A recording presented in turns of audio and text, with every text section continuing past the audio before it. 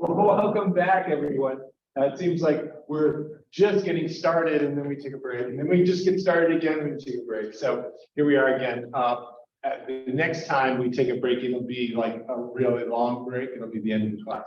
So we are going to push through to the end of the semester now. We have tonight with Kayla Mauldin, who I'm going to introduce in a second here. And then a week from tonight will be Andrea Olson. She is the planning director for Utah Department of Transportation. And then 2 weeks from tonight is, I'm just doing this by memory, whatever few memory cells I have left in my brain. 2 weeks from tonight, it will be Ted Knowlton, who's the deputy director of the Wasatch Regional Council. Wasatch Regional Council, WFRC, that's what I call it. And then the week after that, this would be April 3rd now, we're going to have a panel discussion with 4 leading transportation advocates. We'll talk about advocacy and effective advocacy in transportation, and that should be really interesting. It'll include people from a pretty broad perspective, so we're really delighted with that. And then, drum roll, please. It will be time for the project presentations. So, for the nights of April 10 and April 17 will be the final presentations on your projects. And so a lot of between now and then, but that's a bit of the schedule. But wait, I am not done. There is one more class session. And that is the 24th. And this is kind of the, I don't know, the surprise round, the bonus round. We are planning a field trip to go out and look at a project. We did this last year, and last year was really great because the whole class was on Zoom. And so this is the only time we ever met in person. For some of us, that may still be true. But we will be on the 24th of April meeting in some destination TBA to look at a project. And when we did this last year, we had the project designers and planners who were in charge of that project. We looked at a section of State Street that is slated for redevelopment and incorporation of pedestrian and bicycle facilities. And this year, boy, we have so many projects to choose from. I'll be in touch with Julianne in the city to get her recommendations of where we should go. But there's 200 South, there's 900 South, there's Highland Drive. There's probably 300 West. There are so many different options. So it's fun to go out and actually see a project in process. But just as fun or interesting, intriguing is to hear the planners talk about their successes, but even more importantly, their failures, because no project is perfect. No project checks all the boxes. And this is a part of the planning process, is you go in, hoping for the moon, but realizing that you're going to maybe not get all the way there. And so how do you manage to get, the best that you can, given the political and financial circumstances? And so those are some of the stories that we'll hear, sure, on that April 24th. So that's the schedule for the rest of the semester. The schedule for tonight is, as usual, we're having a presentation up until 7 o'clock. And then after break, we will be breaking up into our groups. I have slightly rearranged the groups. I know every week you guys come and I've tweaked with them and tinkered with them some more. But I want to get enough people in each group that you can provide kind of peer-to-peer response and reaction and suggestions on your projects and on your presentations. I'll talk more about this after the break, but as you know from my emails, the topic of tonight is alternatives. How to show at least a limited range of alternative ways to address your issue area. And I've said, I think, quite a bit already on why that's important, but I'll re-emphasize that after the break. So that's the schedule for tonight. So it's my extreme pleasure to introduce Kayla Mauldin. Kayla is very familiar with this room. She has taken classes in this room. Kayla is a graduate of our Masters of City and Metropolitan Planning program. She graduated in May of 2020. Got out just before the pandemic. Well, I guess just as the pandemic was starting to show up. It was close. But Kayla comes from Michigan. She is from Kalamazoo and got her planning undergraduate degree from Michigan State and worked for the Michigan Department of Transportation on rural transportation system issues. And so that prepared her very well for her current position. Kayla's been working since graduation, I think. Yeah, the whole time since graduation for the Greater Salt Lake Municipal Services District, which provides planning services for various locations, most of them, I think all of them, unincorporated locations around Salt Lake County. She'll correct me on this when she starts off. But MSD is this great group of really kind of top flight planners and they provide these planning services in a number of different contexts, frequently in suburban or exurban, less than urban kinds of conditions. And so it's a really a kind of a variety of different contexts that you guys are working in. And that makes it, I would think, it makes it a very interesting kind of works. Well, welcome back to room 128. You knew it as the computer lab. Thanks for having me. I'm happy to be here with you all today. I'm just going to talk a little bit about what we do over at the MSD and some of our processes, and then any questions you guys have for me, I'm happy to answer, talk about any projects that we have going on, and learn from you all as well, because I understand some of you are in the profession as well. Maybe? No? Students? Yes, well, they. Okay. Yes. Most of this group. Okay, cool. Awesome. And perfect. Okay, thanks. So a little bit about the Municipal Services District. We were established in 2015. We split off from Salt Lake County. So I'm not technically a county planner. However, we provide all the services to unincorporated Salt Lake County. So kind of as close as you get in this region. We have the 5 metro townships. So Copperton, Emigration Canyon, Kearns, Magna, White City, if you guys are familiar with those communities. And we also have the town of Brighton, which is obviously an entirely different transportation experience. And then as Keith mentioned, all of the unincorporated areas of the county, including these islands that are off by Sandy City. Okay. And my team in particular, I am a part of the long range planning team. So I'm not strictly a transportation planner. We're involved in a lot of different projects. But you know, we're generalists and we have the opportunity to work with our engineers on transportation projects often. So it's been really fun these last 3 years to get into this field and learn more. So the first step in our process, and one thing that gets overlooked a lot in consulting and even in the public process, is planning to plan. So before we can even get into the planning process, there's a lot of steps that happen for these transportation plans. The first is triggering the actual planning process. So as a staff, we don't ever get to truly decide, hey, you know, we have this problem area over here. We have this huge highway that people are having a hard time crossing or that cars are moving too fast on. We want to do a plan for it. That's great. We can suggest it, but it's always someone else that has to authorize that before staff can start working. So for us, it's our individual councils. Each of the communities we serve have their own council.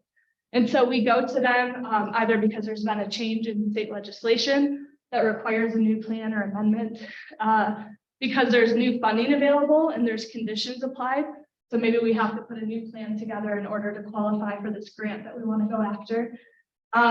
Maybe there are scheduled updates to our plan, such as the Wasatch Regional Transportation Plan. If you guys are familiar with that, they update it every 5 years. Or, like I said, we've identified this problem area. We want to go to the council and get their permission to move forward. But it really requires that sign off. Okay, thanks. So again, who decides who leads the planning process? In-house. So if we're going to do this at the MSD, we have to get that authorization from the council. And they'll often set who the planning staff is going to be. Sometimes they even say who the stakeholders are going to be on that plan. So staff doesn't always have a ton of discretion. Our councils often put steering committees together that they want us to work with. However, if we contract it out, so let's say we get a grant to do a transportation plan, then staff has a lot of say in studying the criteria for that plan, putting an RFP together to go out to consultants. Are you guys familiar with that term, RFP? Request for proposals? Okay, awesome. So when we put those together, we get to sit down as a committee and go through proposals and see those responses and select a consultant that will really fit the needs of our project. And then we put together a scope of work that usually includes a timeline. And so this is a detailed way for us to set some accountability with our council, who we report to again, and make sure the expectations are clear, both for them, for ourselves, and for the public. So this is usually kind of the first step once a plan has been authorized. And so we go through this whole process of identifying the strengths, weaknesses, opportunities, and threats kind of internally that may affect this project, and then move that into a scope of work. And what I mean by that is kind of a plan that puts together everything you're going to plan for. So it sets what the content is going to be, maybe what stakeholders you're going to reach out to, what the timeline will be for putting this all together. And it sets that vision for the rest of the project so that then you can stay on a project schedule and make sure you're accomplishing your tasks. So it helps keep us really organized. And then one thing to keep in mind, again, we're not authorized to go off and do these plans on our own. The council often sets a timeline for us. And so that can be a real constraint in the planning world, because the council may give a timeline that's going to be unrealistic for everything that they want to accomplish. And so the staff's job is to work within those parameters and deliver the best that we can, while setting the expectations to be as realistic as possible. So obviously, if you're given 6 months to put together a huge transportation, you may not be able to do detailed design studies for every area of your community. Maybe you have to prioritize and then set a bigger vision. Any questions so far? So remind me again, who's your council? Is it the county council or no? So each community we serve, all 7, have their own planning commission and council. Oh, wow. So yeah, yep. Our staff's incredibly busy. So any transportation project, we're going to those individual councils.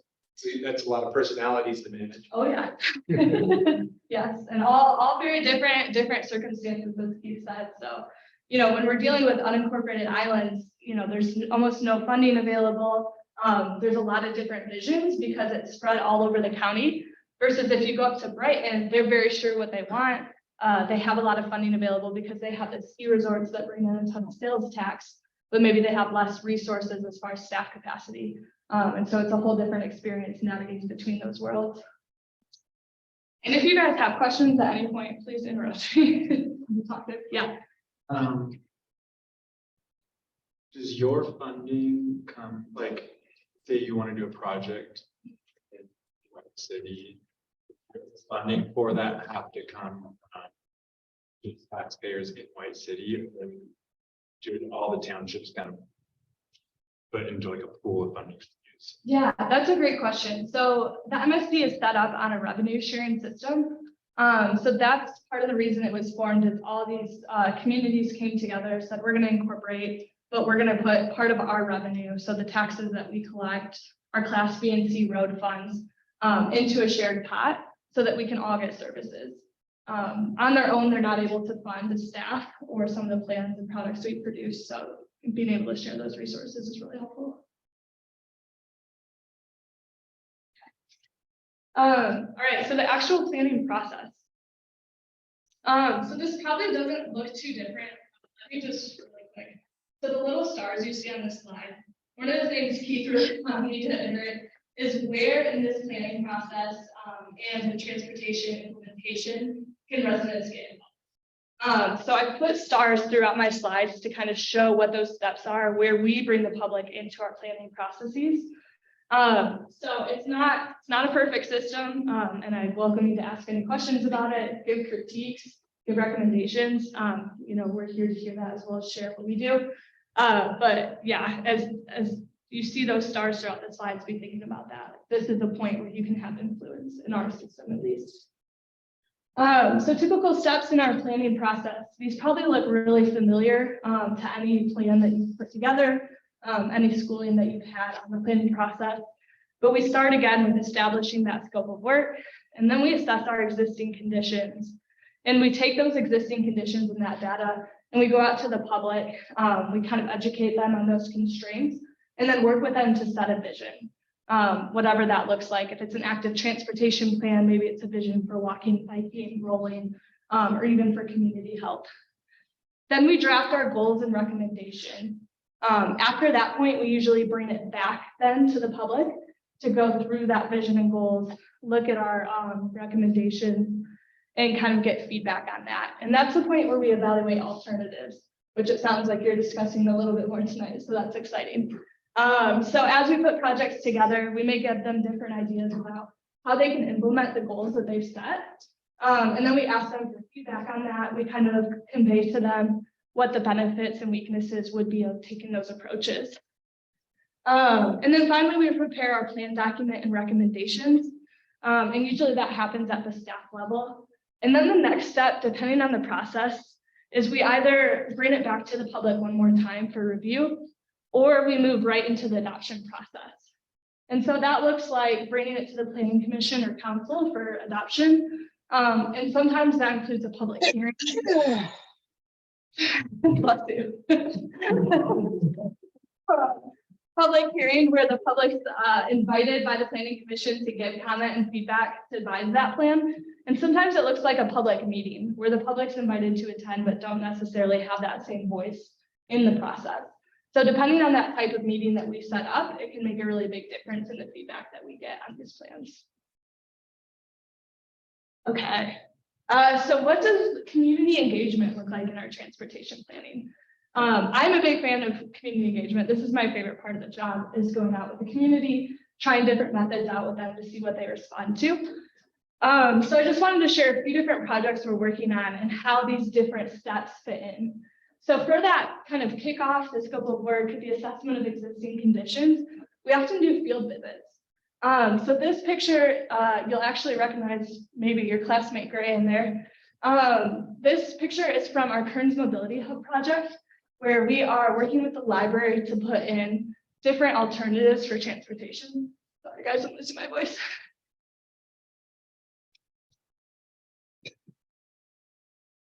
So at this location, we're connecting our e-scooter programs, our bus transit, kind of a social gathering place. We're putting in a tapping wall for the community and particularly for our youth to bring in some art and placemaking.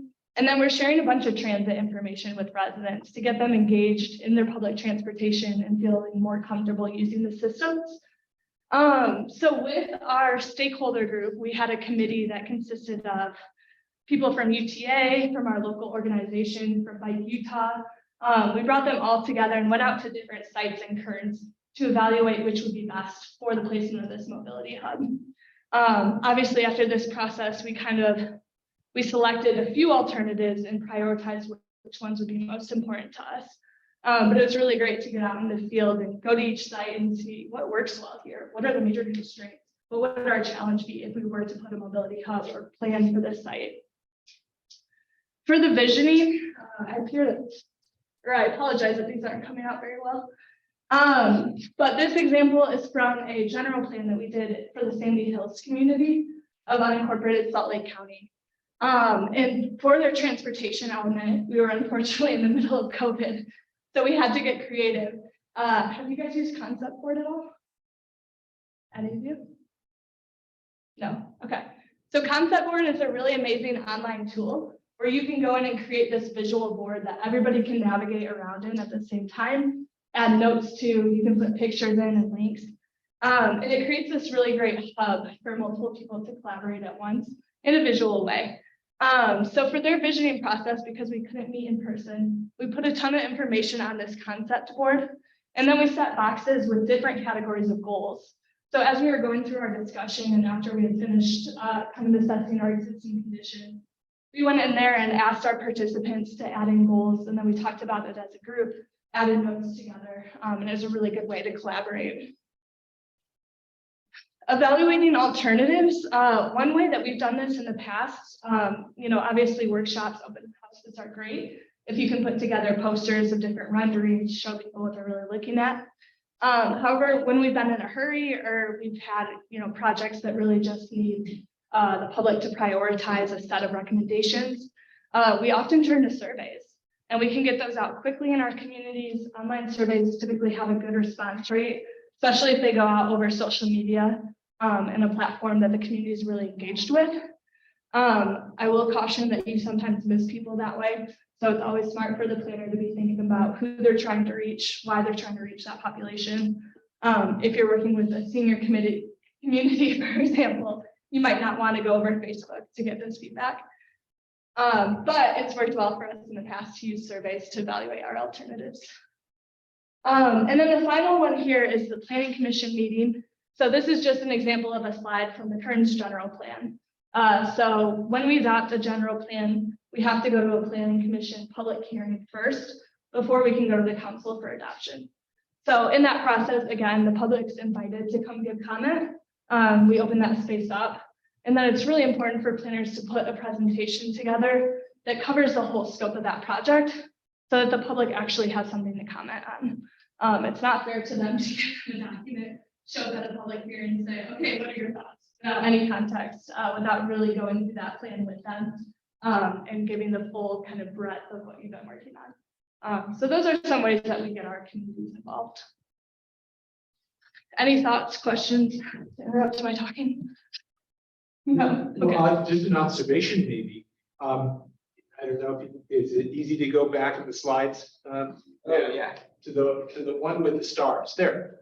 Because you said that the star locations, that's an opportunity for your staff and for the council and the planning commission to kind of address the community on a particular topic or a particular process. But the way you described the subsequent slides, it sounds like it's just as much. Those are the points where the community gets to tell the planning commission and the council staff what the current conditions are. Instead of, you describe it in ways that seem a little bit more bilateral, multilateral. That information is going multiple directions. It's not just from staff or council to community, but it's also the other direction. Absolutely. So yeah, the stars identify the areas where you all, the public, the advocates have influence in our process. However, yeah, as Keith is saying, we also use those kind of interactions to put education out there and get people involved and inform them. So it is bilateral in many ways. And one thing the MSC does really well is we do treat our community members as experts because they are. We don't live in their communities. We're not there every day. And so we really rely on them to help ground truth some of the data that we collect in our offices to get that feedback and set the vision for their own communities. Where on that is developing the alternatives that you're going to evaluate? Yeah, so I kind of blended this all together with number 4, drafting the goals and recommendations. I'm thinking of the gondola. Sometimes it has the perception that the public didn't have a chance to contribute to what are the alternatives that should be surveyed and should be granted. Yeah. So is that a planning function or is that something you go out to the public for? Yeah, so that's a really good point. And honestly, that's something that happens a lot in our offices. That's part of the planning function. So usually our staff takes this vision that the community gives us. And from that, we draft our alternatives in this stage, kind of, not behind closed doors, but just because it's a planning function. Yeah, and then it's then that we take those alternatives and go to them and say, this is what we heard from you. This is the vision that you gave us. Here's our response. What do you think? And then we kind of work from there. Yeah, I don't know that that's what happens necessarily in that process, but this is how our office tries to do it at least. Is there a list or like of current projects that MSD is working on? Oh yeah. Like how the public can get involved, where it is in this list and all that. I mean, is there like a web page that says, project A, B, C, D? Yep. So at the top of each of these slides, the msd.utah.gov, that's our website. If you go there, there's a tab for long range planning. And so we organize it by community. For each community, we have their general plan, their completed projects, and their active projects. So you can see at any point in time what we're working on. You can also look at any plans or studies that we've completed. And we post our contact information right there, along with all the Metro Township websites, everything else of relevance. So our team really wants the public to get involved. And Gray, I know is online, he can attest to this. When people reach out to us, we try to find ways for them to get involved. So Gray at first was, had just moved to Kearns, he was a bike advocate. Somehow we got connected and I was able to pull him into the Mobility Hub project. From there, we had a planning commission opening. So he seemed like a really good fit. We invited him to apply. Luckily, he took us up on that offer and put in the work. And so now he's on our planning commission and also able to influence decisions. So it really is important if you're interested in this stuff to reach out to your local planning staff because they're likely just as interested and they want to have you involved. Okay. Cool. Key elements of a finished plan. Again, this is probably really consistent with any other planning document you've looked at. Our transportation plans are not all that different. They're just really kind of narrowed down on focus. But we always have our existing conditions, our vision and goals, our recommended actions. What are the facilities we're going to put together? If we're lucky, if it's a really comprehensive plan, we have design, then we have a design element that looks at how each project will be designed. If not, we kind of save that for later dates, and then we have to go get funding for that design. And then we usually have a component that talks about funding. So how do we expect this project to get funded? In our general plans, we have something called the Transportation Work Program. So it actually puts the goals and objectives together. And then under each objective has recommended actions. And each action shows, okay, who's going to be responsible for implementing this? How are we going to implement it? How are we going to measure success? How are we going to fund it? And what are the resources that staff can use to implement that? So we have different ways of kind of putting these recommendations out into the world. Also, we have a question on Zoom. Is it ever better to sample public opinion as opposed to poll it? Yes, I would say most of the time we end up sampling anyway, because we're not going to reach everyone.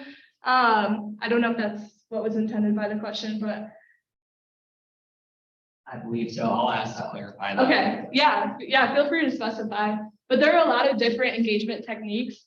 And in my opinion, a good planning firm is always testing to see what works best in their communities. So we've only been around for 5 years or so. We don't have it down by any means. We're still kind of learning what our communities respond to. And each community is different. Like I can be really successful with an online survey in Kearns. If I try to do that in Brighton, where they have no internet connection and a lot of part-time residents, it's probably not going to be as effective. So you definitely have to, respond accordingly. Okay. Planning in a regional context. Have you guys heard from WFRC yet? No, he's coming in 2 weeks. Okay, goody. I don't want to try to explain everything that they do. Are you guys familiar with Wasatch Front Regional Council? What is he remembers? What? Okay. So the regional council is our metropolitan planning organization, which basically means they, it's their main function. WFRC does a lot of things beyond the MPO realm, which is awesome. But their main function is to take federal dollars and kind of distribute them throughout local government. And so what I really want to hit on here is that even though we have this local plan that's really important to our community, that sets our vision, we have to think about this regional context because what they put in their regional plans is going to supersede our local plans when it comes to funding. So if I want to apply for a grant from UDOT or anything that comes through the MPO, and my project is not on this map, this is the regional transportation plan, it's very unlikely that it's going to get funded. That's not to say WFRC is not going to work with us locally. They're amazing and awesome to work with. Their staff, is always coming to our communities and listening to us. So there's not really an excuse for us to have a big project not on their map. But I will just say that because sometimes people don't understand that connection. So it's really important to work within that framework. Anything you want to add to that? Just that WFRC is a function of federal law. It's actually a federal requirement to have these things called metropolitan planning organizations. And there are approximately 483.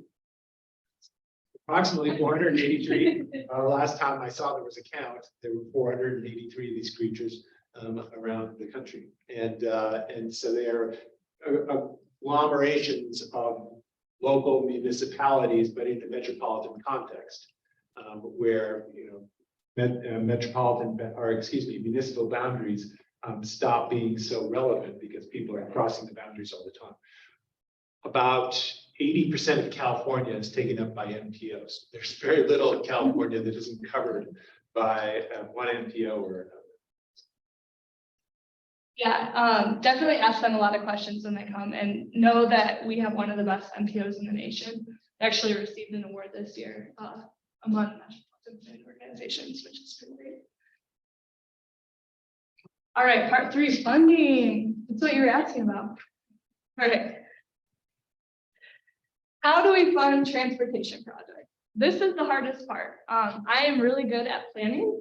I am not so good at the implementation side yet. It's something that our department is really working on. So one of the main ways that we fund transportation projects is through grants. So grants, you put a project together, you have a plan, you find a grant opportunity, a funding opportunity that fits the criteria of your project. You go after it, hopefully you get awarded, you put together a request for proposal, select a consultant or a contractor and get to work. Grants, however, do not fund all of a project. So for one, they may give you up to 80%, 90%, sometimes more, but the community typically has to put up what they call a local match. So there's always dollars that the community itself has to invest. It's very rare to get a fully funded grant to cover your entire project. The other challenge with grants is that it only covers certain parts of this idea to implementation timeline. So you can get grants for planning, grants for construction, but between planning and construction, there's this design and engineering phase. And it's so hard to find funding there. So if you don't have engineers on staff that can help you go from that really beautiful conceptual plan to actual engineering drawings, it can be really tough to apply for and receive a grant to actually build it out. So we have grants that come in from WFRC, our Metropolitan Planning Organization. We have some grants that come directly through UDOT. So Utah Department of Transportation, they kind of filter those out so that communities don't have to go through the whole federal process. And then we do have federal grants, which have a lot more reporting requirements. So that's really hard for smaller communities to go after. And then there are a series of smaller grants, which are particularly great for active transportation. So things like Safe Routes to School, they'll put grants out there that communities can apply for to get some things in place like sidewalks or hawk signals, things like that. We also fund projects sometimes through partnerships. So are you guys familiar with UDOT TravelWise at all? Yeah, a few nods, awesome. So they're another really great program that we utilize a lot in our office. TravelWise motto is rethink your trip. So they're really trying to reduce individual automobile trips. And so they'll work with us on programming. Sometimes they'll provide consultant costs if we want to put a plan together. For example, that Kearns Mobility Hub project, we have a consultant who's working on us with some of the design of that. And TravelWise is paying all their costs, which has been really great for our community. And then government budget. So in addition to grants, the other biggest funding source is what we call the capital project budget. And that's for permanent projects that are high cost and they're big investments for the community. And that comes from revenue, things like Class B and C road funds that get collected based on a formula from the state. And sometimes that revenue can only be spent on certain projects. So for example, the Class B and C road funds, even though we have them available, can only be spent on road projects. We can't use them for active transportation. So we have to be really careful as we're budgeting out projects each year from our capital budget that we're putting those funds where they can be utilized as far as eligibility criteria. So it's making a safer crossing, pedestrian crossing on a roadway project that would qualify under B and C? Typically, no. Really? It's often road paving. Yeah, so those funds usually have to be used for maintenance, snow and overlay, that stuff, expansion. So it's a real constraint for us because we get a lot of funding that way.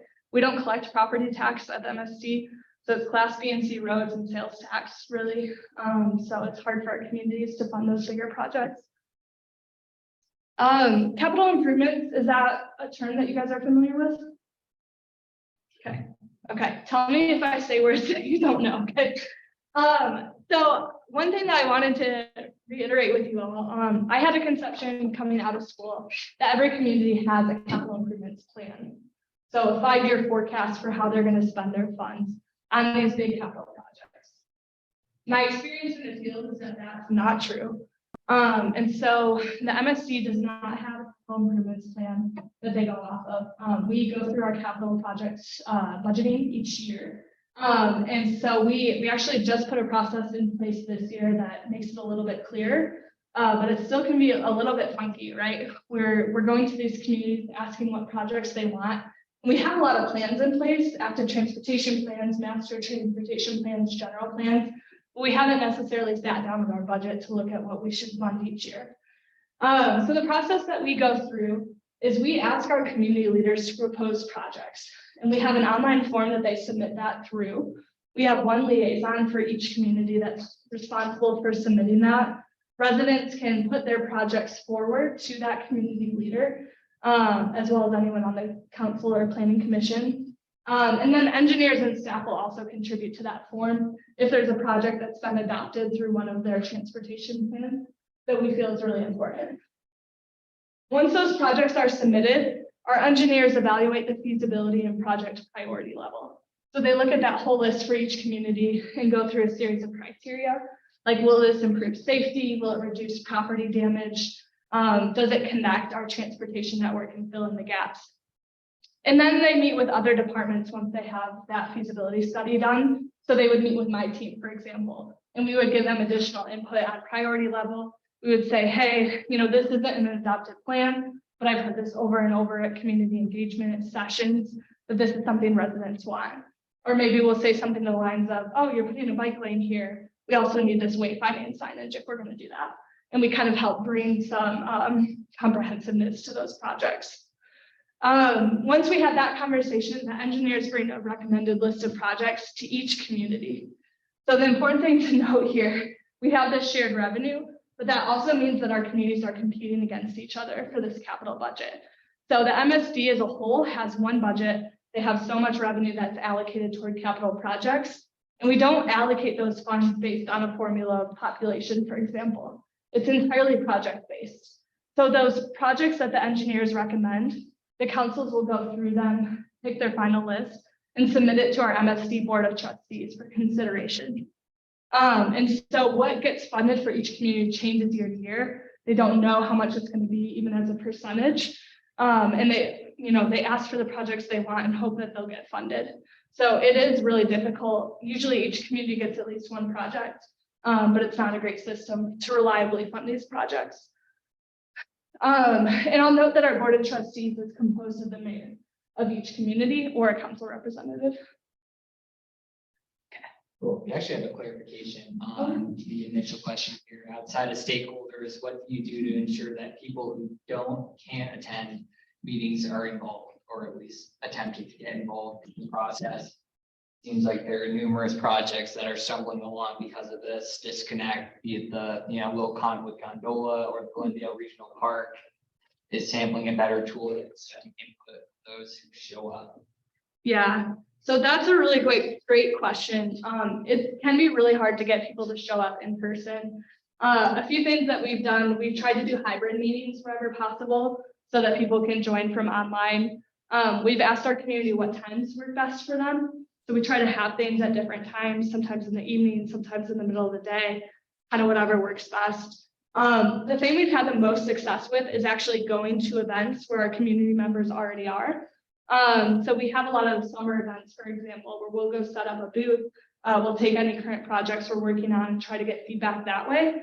And at that point, we also ask people to sign up for our mailing list and also to list what they're interested in. So if I go to Kearns and a resident says, I'm interested in transportation, here's my email, I can follow up with them and add them to a list I keep on my end. It's basically the lame Excel sheet that says, here are all the residents interested in transportation. We're working on making that a little more streamlined and data friendly, but that's one way that we try to engage people who wouldn't otherwise show up. And we recently actually hired a community liaison who's part-time on my team. You're going to meet her on the transportation panel. Bianca Paulino. Yes. Oh, great. Yep. And so she was hired on to help facilitate resident communications, and she's bilingual.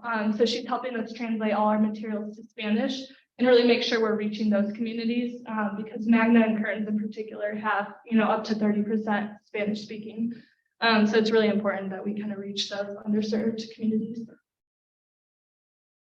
Okay, implementation. How am I doing that time? You're doing great. This is fantastic. Okay, let me know if I need to move things along. All right, thanks. Can I ask a question? Can you go back just like 2 slides? So I'm just trying to understand like what are the priority, like, so the priorities are determined by the engineers themselves rather than the community members. I'm just thinking like Brighton is a very different situation than like Kearns, and like are you taking into account like equity and other issues that would, if you have a shared pool, like how are you prioritizing?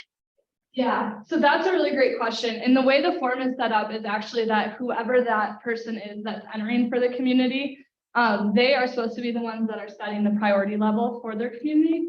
Usually it's the mayor or council representative. So they're looking at all their projects at once, and the council may discuss and then insert those into the form and say, this is our top choice, our second choice, third. So that's one way our engineers look at it. If for some reason the community leaders don't do that, then the engineers are prioritizing it based on those criteria that they're looking at in the background, which unfortunately right now does not include equity. So that's something that we're working on, but it does include, total population served, whatever the safety enhancement would be. Is it near a school and part of a safe route to school plan? So there are good indicators in there, definitely not perfect yet. Thanks. Okay, implementation. So usually when people are talking about transportation, the first thing that comes to mind is the projects. So they're talking about a bike lane or a sidewalk or whatever that looks like for their community. That's a really important part of implementation, but there are a lot of other things that we cover. So sometimes for us, implementation looks like another plan or study. So for example, we finished the Kearns general plan. And one of the things we realized is that we're having a real issue with on-street parking. We didn't have the ability to dive into that in the general plan in as much detail as we would want. So we set an implementation action that we were going to go after an on-street parking study. So we applied for a grant, we got it funded, and now we have a list of really specific recommendations that we're going to implement through policy and project. Policy would be your zoning ordinances, your subdivision ordinances, any resolutions passed by the council to give certain policy prioritization when they're considering decisions. So for example, right now we're doing a total overhaul of our zoning and subdivision code for 7 communities, which is super stressful, but also amazing because we're starting from scratch. We get to redo our zoning districts, and we're also taking a look at our subdivision ordinance. So are you guys familiar with Copperton? Has anyone been out there? Do you not? Awesome. So a really cool historic company town. And they have one of the best preserved grid street networks in all of Salt Lake County, maybe all of Utah, at a really nice scale. And we were really worried because there's a lot of area in Copperton that hasn't been developed. And so we said, okay, what can we do with this existing transportation asset they have that allows them to walk to the park and to the post office and to their neighbor's house? How do we preserve that?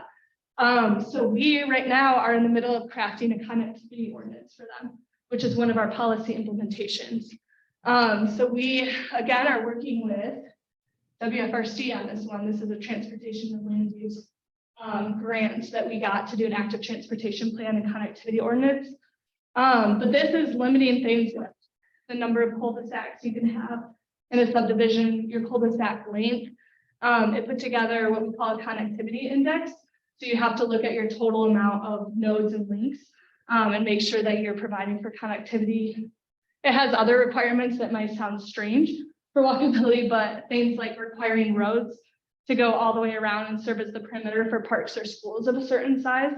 Again, just to enhance walkability and visibility. So it's providing a lot of really cool things for that community that aren't project-based. And this is something that when new development comes in, then it's adhering to that and really upholding their transportation amenities.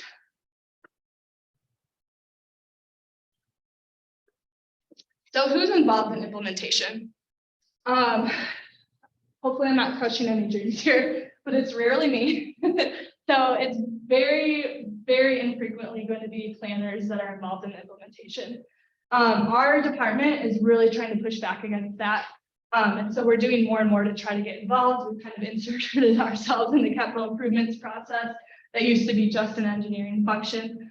And we're doing what we can to go after grants so that then we're committee members, we're involved in that grant process.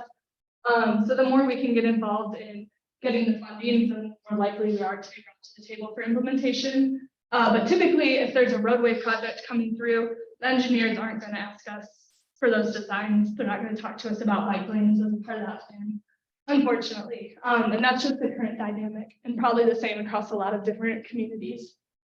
But hopefully it's getting better, and we're definitely working on it at MSD. So the people who are involved, usually always the council. So same as with a plan, the council always has to sign off on these projects. Before I write a grant, I have to go to the council for approval. They're the ones that'll have to sign a contract if I get awarded. We're always working with engineering and public works. They're the ones that are going to put those design and construction plans together. If we get to that stage, public works is the one who's going to maintain things long run, so they always have to be involved. And then the agency with right-of-way ownership. So this is another really important thing. Not every street is going to have a local jurisdiction. So I'll go back to Kearns again because they're one of the primary communities that I've been in. We have 5400 South, which essentially operates as our main street. Our town center is on it, our library, our high school is right off of it. That's a UDOT road. So we don't have jurisdiction over it. We have to constantly work with them and try to, go off their plans, convince them of different actions in order to get anything done. So it's really important to work with those agencies that actually have the ownership over that right of way. The funders, obviously, whoever's going to be funding this project is going to have a set of criteria for easy needs. And then also the communication department.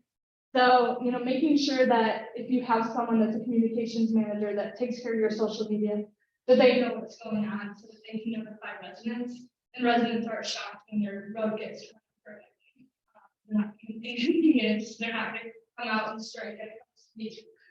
So that's all really important. What am I missing? Yeah. Okay, I think we're good. Okay. And then what can hinder implementation? So this is the most frustrating thing for residents is they see something in a plan, they're really excited about it. They want it to happen, tomorrow, maybe even yesterday. And we would love to be able to accommodate that. It doesn't always happen. And there are a series of things that can get in the way. The biggest is lack of political will or support. And I put a star by this because sometimes it's residents that bring that political support down. So we've had that a lot where we've had projects where maybe the business owners complain because they're going to lose access to a driveway. Even though it's a really great project that the community fully supports, those business owners can get the ear of a council member, and that can lead to the whole project kind of falling down. So it's really important to do that education up front with your residents to kind of minimize that impact or know at least what complaints are going to come up beforehand. Significant rises in project costs between funding and construction. That's happened a lot in the last few years because you may get awarded a grant and that funding might not actually come through for another 3 years. And in that time, all of the material costs, contracting costs have skyrocketed, and suddenly you can't complete that entire project as you had planned. Disputes over property boundaries or right-of-way ownership. This happens again up in the canyon sometimes. Brighton doesn't even know what roads it's supposed to maintain because there's been so much transfer of ownership up there. So they just kind of take a hands-off approach, and then residents ask who's going to snowplow their driveways. But that's definitely something that is troubling for transportation planning, and it's hard to get that data, especially in areas of high topography. And then seasonal or environmental conditions, a lot of flooding, for example, that might be something this spring that delays a lot of projects. Incomplete or incorrect plans. Everyone makes mistakes, including our engineers when they're doing construction drawings. So again, that can delay a project. Minimal staff capacity. If my team's too busy working on other projects, we can't go after that grant to get this one started, and maybe that one gets put on the back burner. And then finally, fear over maintenance costs. So that's a big one for our community where they contract out all of their services because they don't have staff regularly responsible for maintenance. So how are they supposed to pay for it long term? So we actually had a project in Kearns. This is 5400 South that I was just talking about, the UDOT road that serves as our main street. And UDOT came to us and they were willing to put medians in. Landscaped medians would have been really nice, have these pedestrian refuges. Wow. That's I can't right. say that word right now. That doesn't sound right. And the community was really excited about this project, but as the council started thinking about this and as they had other transportation projects eating up their funds during the same time, the thought of taking care of that landscaping and the median long term was just too daunting for them. One, they didn't have the staff because we don't have anyone on staff who does any maintenance of public spaces. Two, they didn't know how much it would cost and what that long-term maintenance would be. And so it kind of caused Kearns to pull out of this project temporarily. It won't be the end of this forever. Don't worry, we're working on it. But it is a real concern for our communities. It's not something that they can commit to long-term all the time. We actually have a question on Zoom too. Is it possible for residents to assist with pursuing grants if MSD doesn't have staff available? I would say yes, but you'll have to get the council buy-off. And usually the council will tell residents to come and work with us, or at least coordinate so that we know what's going on. The worst thing is when people are competing for the same grant, especially because we're working with 7 communities. Sometimes our staff is aware of the same grant the residents are aware of. And if we all put in an application, it's not really constructive to any of us. So yes, and also coordinate with us, please. Right. Okay. Maintenance. I'm going to breeze through the rest of this, hopefully. We're running out. Yeah. Okay. Maintenance we talked about a little bit, so I'm not going to spend too much time on this. But typical transportation maintenance activities are carried out by public works operations. Things like pothole patching, removing dust and debris, maintaining the landscaping, maintaining signs, signals, and streetlights are really important for safety. Clearing culverts, storm drains, and ditches. People always forget about that, but that really backs up a street, causes flooding and issues for walking and biking. Grading shoulders, refreshing street paint, and then resurfacing. Oh, and a quick note, maintenance can't be funded through grants or through the capital improvements budget. That's another limitation. It all has to come through the operating budget. Okay. If you guys live in the MSD areas and have questions about this, talk to me. But property owners do typically have some responsibility for maintenance in our jurisdiction. All right, transportation in between. This is the last thing that I'll just kind of hit on. How do residents get involved between planning processes? So maybe there's not a plan going on right now that addresses what your main concern is. I would say reach out to your planner or engineer with ideas. At least in our department, what that looks like is we put you on a contact list or we pull you into a project we're already working on. We may also take your project idea and add it to that capital improvement list. We might say, oh, that's a good idea. Maybe it hasn't brought up and we're going to evaluate the feasibility of it. Residents can also report complaints through an online tool that I'll show you on the next slide. And we have community councils within our areas that serve as kind of a liaison between residents and the formal government. So it's a really good way for residents who are uncomfortable in that formal setting to go give their recommendations. And then the community council articulates that back to staff and back to the council. Okay, so this is our tool, again, on our website, so you can find this there. I think it's pretty neat. It's this back-end form. So you fill out the type of problem you're having, the address and contact information, and then it goes directly to our staff and actually goes into, we have smart sheets that we use. So it's like a project management tool, and it comes up as a to-do list then for the applicable staff member. So then we take that case, we open it up, we respond to whatever that complaint is and get right back to the resident. So it's been a really good tool for them. Okay, last thing. So This is the last thing that's kind of the bane of residents' existence when it comes to transportation planning. And that's the manual on uniform traffic control devices. I know I sent this to Keith. I don't know if it's up on Canvas. I would encourage anyone to take a look at it. But if you have a project that you are suggesting to an engineer and there hasn't been any study done on it, the engineer is going to evaluate that project through the MUTCD. And they have to go through a series of tests to basically decide if that project is warranted. The criteria can be really, really difficult to achieve, and sometimes it's nonsensical. So you may be asking for a hot signal because you need pedestrians to cross at this key destination.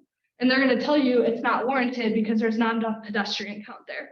And you're going to say, well, yeah, because we want the pedestrians to walk there. They can't walk there right now. And it goes back and forth like that. And it can be a really frustrating process. But understanding this manual at least helps you understand where the engineers are coming from. And we try to work within the parameters of this. Our engineers stick to this like glue for the most part. And just a quick example of that on the next slide, thanks. We have an intersection in Sandy Hills, which is one of our unincorporated islands, that the residents have been trying to get a traffic signal on for years. They have funded 3 different studies to see if this signal is warranted.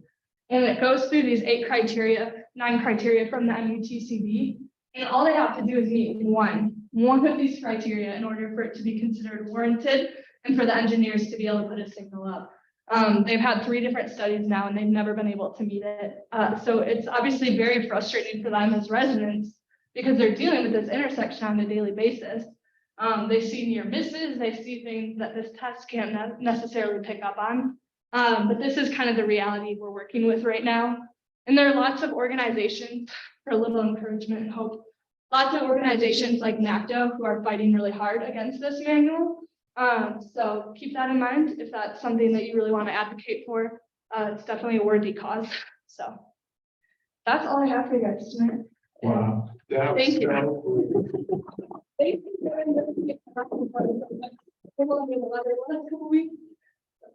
What a fantastic presentation. I think, I think we did good by giving you. Okay, I'm glad. I do have my contact information up here, so if you guys have any questions or want to learn more about our projects, I'm happy to, talk to you at any time. We really love what we do over there, so yeah, thanks for hanging out with me. Yeah. You briefly mentioned zoning as something you guys look at and land use. Yeah. How does zoning work in these areas? Like, is it up to the local planning commissions or do you have any say, any kind of? Yeah, so we, as a staff, we draft ordinances and ordinance amendments for the communities. But each community has their own planning commission and council. So, we are in the middle of this process right now. We kind of drafted a model for our communities, and then each community is taking it their own direction and tailoring it to their needs. But we definitely considered the land use and transportation pairing as a part of that. So for example, the zoning ordinance has our off-street parking requirements. And we worked in a lot of reductions if you're near a bus line, or if you have like a community parking plan. So for example, we're in Magna, they have a historic district with a lot of shared parking. We don't need every business that comes in to provide all this off-street parking. We can set up a shared system. We try to look at those connections that way. I have another question over Zoom too. For pedestrian studies, who conducts them and who does the township receive who conducts them and does the township receive notice when they will be conducted? Is it possible to plan to rally residents to become peds during that time? That's a really good question. I don't know that anyone has ever done that. Typically, these studies have to be, even though the engineer is the one that asks for it based on a resident complaint. Again, they have to be authorized by the council. Usually because the council is the one that's going to end up paying for them. They can cost thousands of dollars. I don't know that we always advertise when those are going to happen. Or if that would skew the results. I don't know how they would treat that. But it's definitely something that I could ask and follow up on if that's something of interest. Cool. If that's a way to break the system.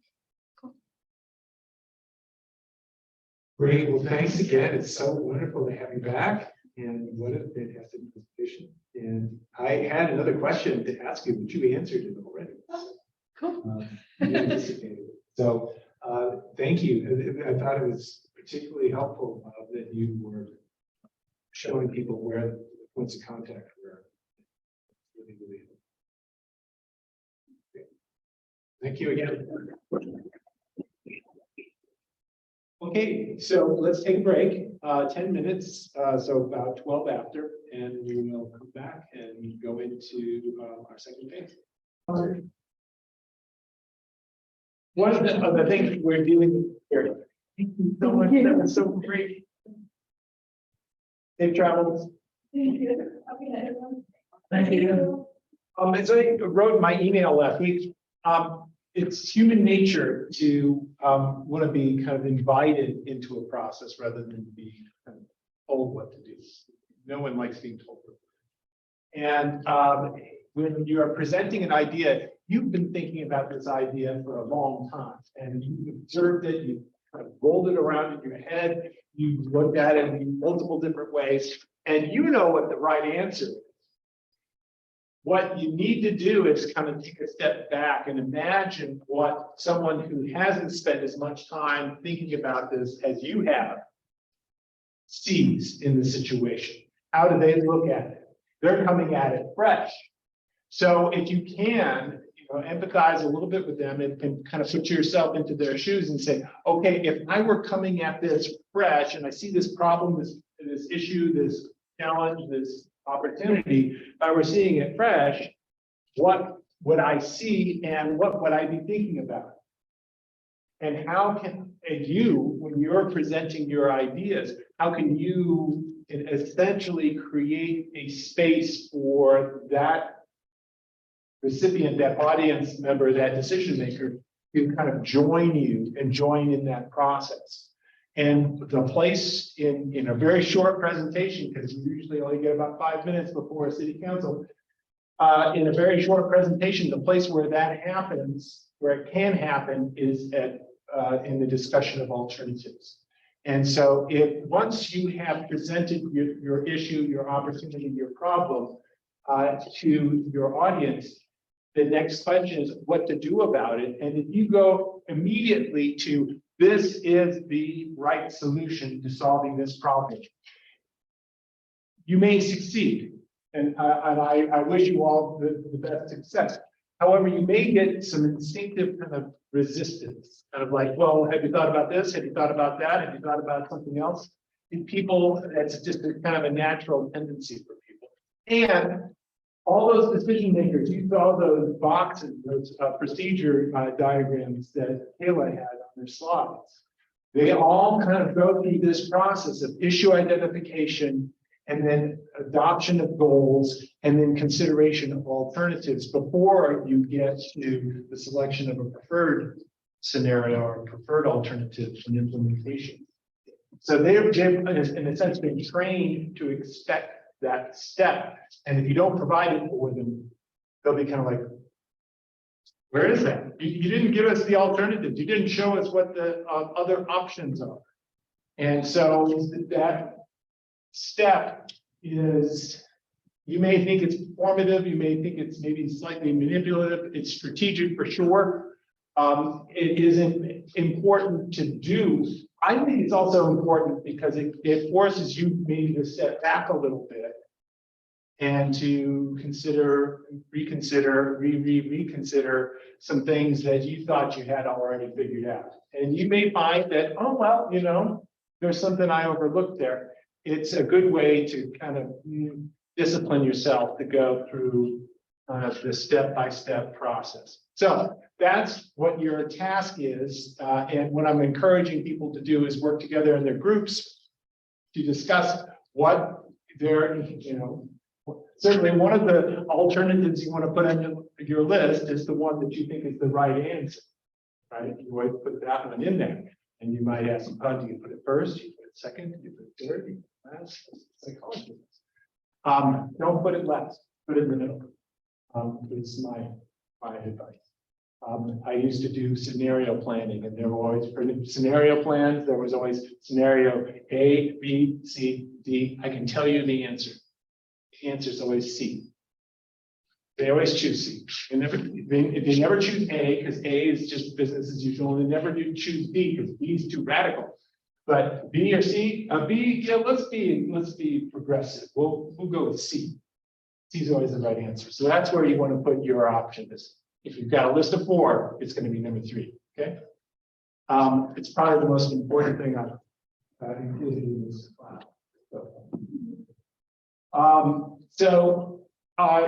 We've got, again, people on Zoom, people in the room. For those in the room, when we have too many people in this room all talking at once, it's a little chaotic. So I was thinking 3 groups in this room. Is that too many?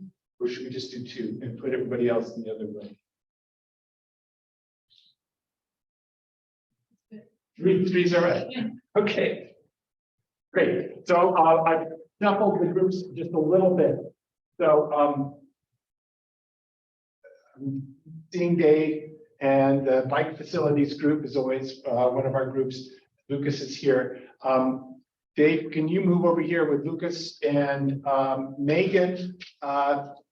We lost. She's online. She's online, but we lost. Oh, no, she's here. Okay, she's here. I'm looking at the screen and thinking. Oh. So Megan, I know you're doing bike parking, but Dave and Lucas are working on bicycle issues. Lucas a little less directly, but I thought maybe you guys could work together. And then homeless services is Lloyd and Alex. You guys are stable. You're really, really stable. I like that.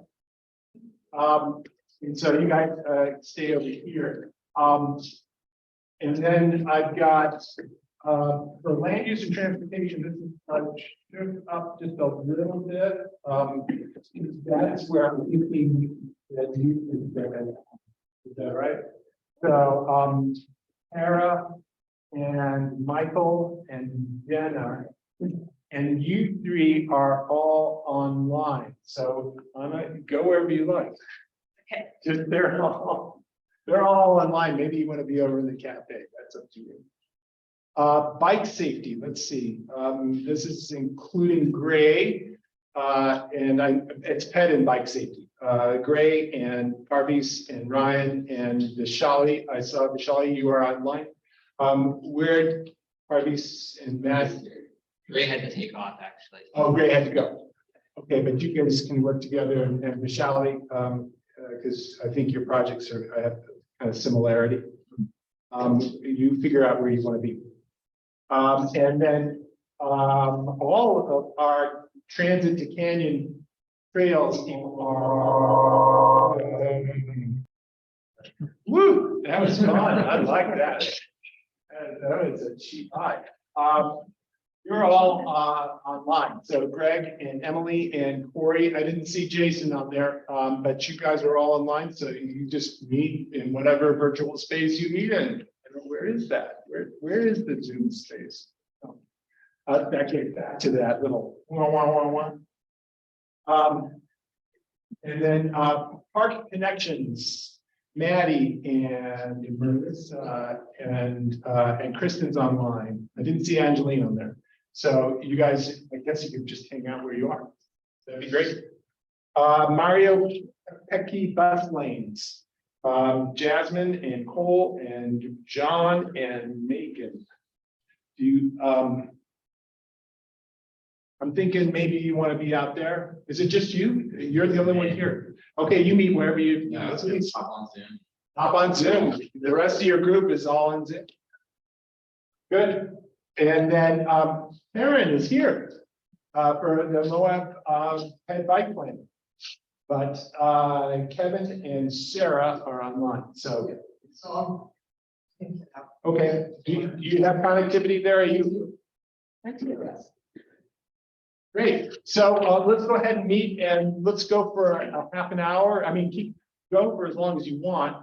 At 8 o'clock, I'd like to get the students who are taking the class for credit to come back. Let's push that to 8:10 because it's going to take some time. So 10 minutes after 8, and that's for the Zoom people too. If you're taking this class for credit, let's meet back here just for 5 minutes. I promise it'll be very fast. Just to check signals, okay? All right. Do your thing.